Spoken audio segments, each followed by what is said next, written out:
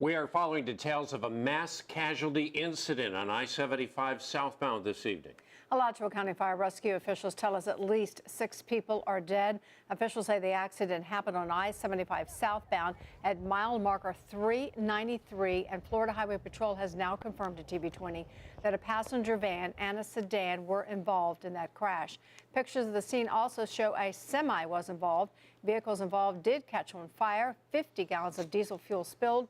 The fire has since been put out, but Alachua County Fire Rescue and the Alachua County Sheriff's Office have helicopters in the air trying to find any other patients who could still be in the woods. We know again at least 6 people are dead. 8 people have been taken to area hospitals. Multiple people have critical injuries. Both I-75 southbound and northbound roads remain closed. Gainesville police are also helping reroute traffic. Continue to stay with TV20 on social media and our website. We'll have more for you coming up tonight at 11 with all the details.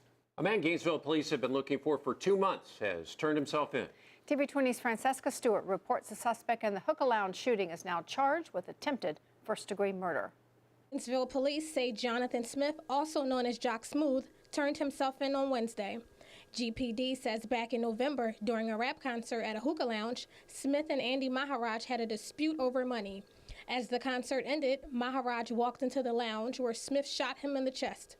According to court records, when Smith was on the run, he contacted Maharaj, saying he was hiding from the police until he was either arrested or finished the job of killing him.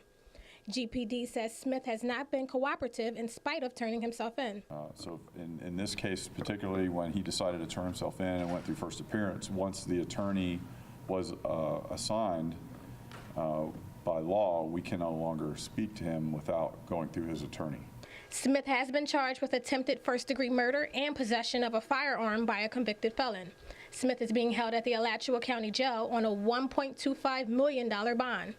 TV20 reached out to Maharaj and he declined to leave a comment. Francesca Stewart, TV20 News. An injured owl found on Alachua County Road 235 is now on the road to recovery. A woman found the great horned owl on the side of the road and tried calling Alachua County Animal Control and the Fish and Wildlife Commission, but it was too early in the day, so sheriff's deputies arrived and noticed that the owl had injuries. It may have been hit by a car or truck when it was hunting for food. It's not usual to see any kind of owl just sitting on the side of pavement. A lot of times they zone in on a food source which is running across the roadway, and they pay no mind to any cars or traffic. The owl was taken to Sunrise Wildlife Rehabilitation in High Springs, and an employee there says the owl suffered a serious concussion, but they are optimistic about the owl's prognosis. Let's take a first look at the weather now, and if you're waiting for a change in our weather, it should happen this weekend. Meteorologist Alex Calamia is here to tell us all about it. Yes, changes are coming after today being the 4th in a row in the 80s, and we're still humid out there now. Looking outside of the Gainesville Regional Airport, you can see a mix of clouds. We still have a little bit of light. The sun officially set 20 minutes ago. It's 73 degrees in town. Looking out at the bigger picture across north central Florida, plenty of clouds. That's all ahead of a much larger storm that's going to be moving into our area tomorrow, bringing a line of showers with it and some cooler air. Doppler radar isn't scanning any rain now. That's a difference from about an hour or two ago where we did see some light showers. We may see some light showers through the evening, but not enough to put it in the forecast. Less than 20% chance of rain. Temperatures, though, will stay in the 60s. One more night of warm air before we start to cool down. I'll have those numbers in a little bit. Placing a ban on plastic bags as styrofoam takeout containers has been a topic of discussion for Gainesville city leaders for some time. And soon it could become a reality. TV20's Landon Hara is live outside City Hall, where a reading of the proposed ban will happen tonight. Landon, what can you tell us about it? So it's not actually going on right now. It will start at 6:30 when the Gainesville City Commissioners will pick up the topic of these guys, plastic bags. Do we want them? Can we have them? Or is it going to be a ban against them? So what we're really trying to do is make sure that people don't just go outside and throw them away. They're trying to keep the environment clean. So it's going to be the first reading tonight is going to be right here, and then the second reading will be held in March. They will make no actual they will have no actual vote to make sure that it will go into effect tonight. As I said, it will be the next reading that will happen. So once again, you can come out. There will be plenty of public comments available at 6:30 tonight at City Hall. As for now, reporting in Gainesville, Landon Hara, TV20 News. Coming up next, new congressional members were sworn in today while others continue holding their seat. We caught up with North Central Florida Congressman Neil Dunn on his take about it all. That's next when the TV 20 News at 6 returns.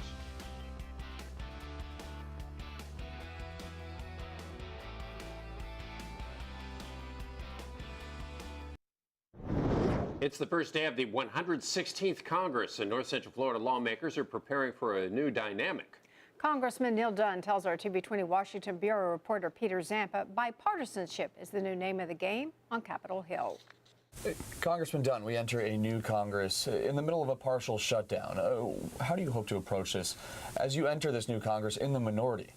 Yeah, so you're right. It's going to have a different feel to it. Obviously, this partial shutdown is something that nobody really wanted. The House did its work. We passed the bills and sent them over to the Senate. We sent a good bill over there, one that also included funding for the disaster supplemental, so sort of a down payment on the disasters across the country.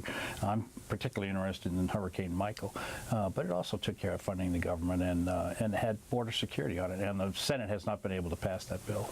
Well, the Senate did send you one bill. Is there some way we're going to have to compromise going into this new Congress? Yeah, so the bill the Senate sent us had no down payment on the disaster supplemental at all, and that was the reason the House sent it back to them. That has to have something for the disaster supplemental. You have Hurricane Michael, the worst storm to hit the country arguably ever, and Florence, which still hasn't been funded 6 weeks before that, and then the wildfires in California. So the sense of the House was that they had to address the disasters. Yeah. Now, obviously, those are issues close to your heart. Yeah. As we enter this new look Congress, is it going to be more difficult for you to get some of these personal issues addressed in this new Congress? I don't think the issues that I care most about, I don't think are going to be that hard in this new Congress. We want to continue to rebuild the economy, the job growth. We want to support the veterans. That should be very popular. Rebuild the military. That's been popular on both sides. And of course, take care of the disaster victims across the country. So if we focus on those things, I think we can get a lot of bipartisan agreement. Congressman, thank you so much. Here on Capitol Hill with Congressman Neil Dunn. Back to you. Well, coming up next, finally, winter may be really arriving this time. Alex Calmia. Alex, are we going to see snow? No snow for us. I think that is good news, but we will get back to average for at least a little bit while in terms of our temperatures. We have to deal with the rain first, but there is some good news in there. It's all coming up right after the break. Stay tuned.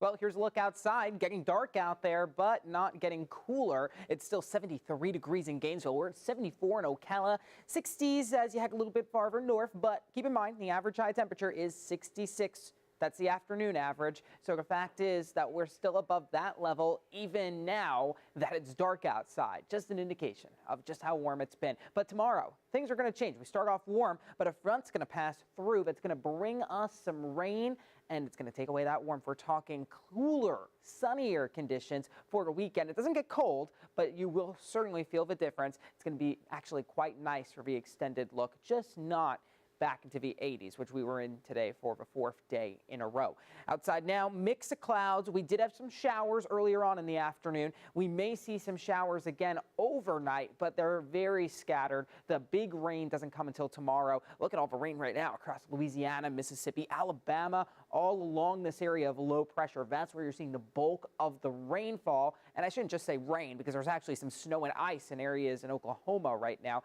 But what we're going to experience is the cold front that drags to the south side of this area of low pressure, because this low is going to move northward, so we don't get into all of this rainy mess. We will see a line of rain, though, tomorrow afternoon. So it'll be a brief period where we see rain, but when it hits, it's going to bring some heavy rain in spots. Out to the west, clear, beautiful conditions, but cold, only in the 30s in northern New Mexico, all the way up into the 20s in areas like Salt Lake City. That is chilly for this time of year for them, but it is winter, so just an indication that winter is around in some parts of the country, just not quite here yet. So what does it look like tomorrow morning? Still very similar. We're still in the 60s. It's still going to be warm. You won't need a jacket during the morning time.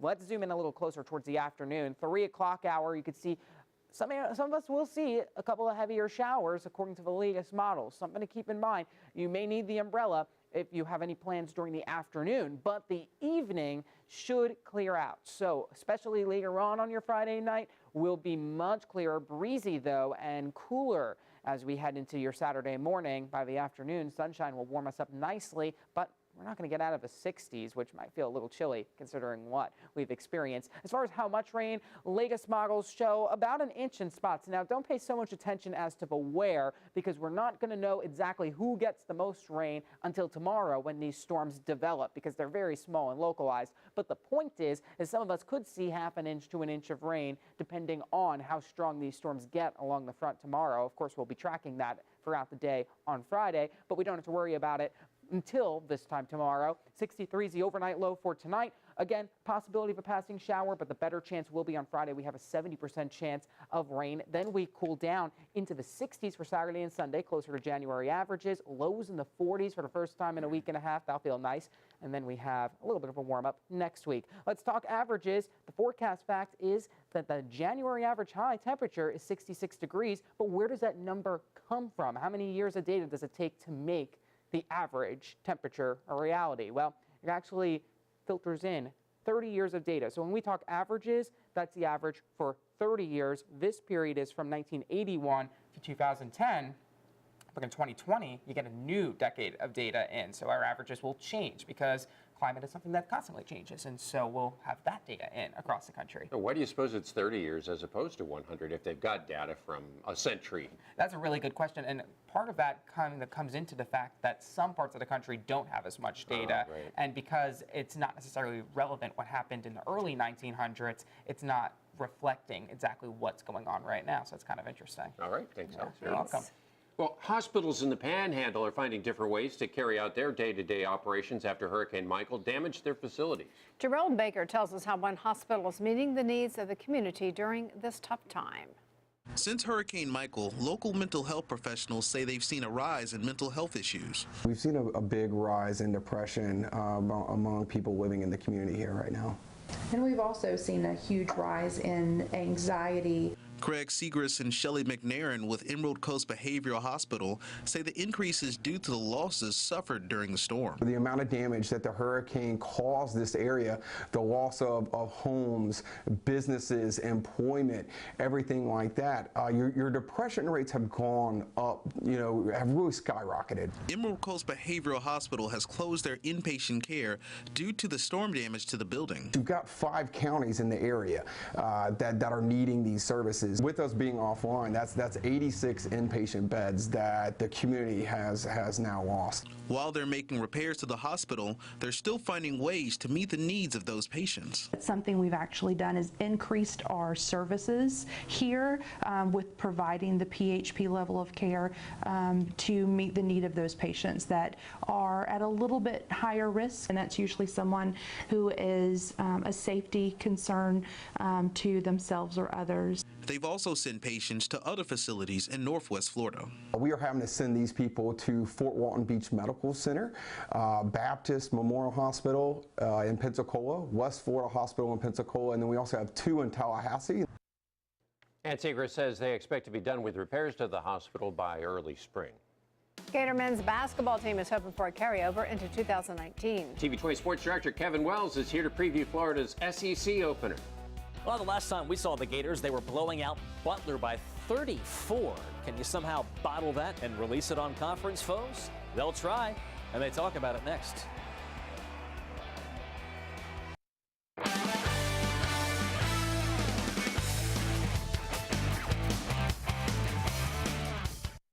Occasionally, you have a game that resembles a Leonardo da Vinci work of art. You have your Mona Lisa, of course. But the Florida men's basketball team is searching for a carbon copy of its most recent performance. And Saturday's SEC opener versus South Carolina would be an awfully good time to duplicate it.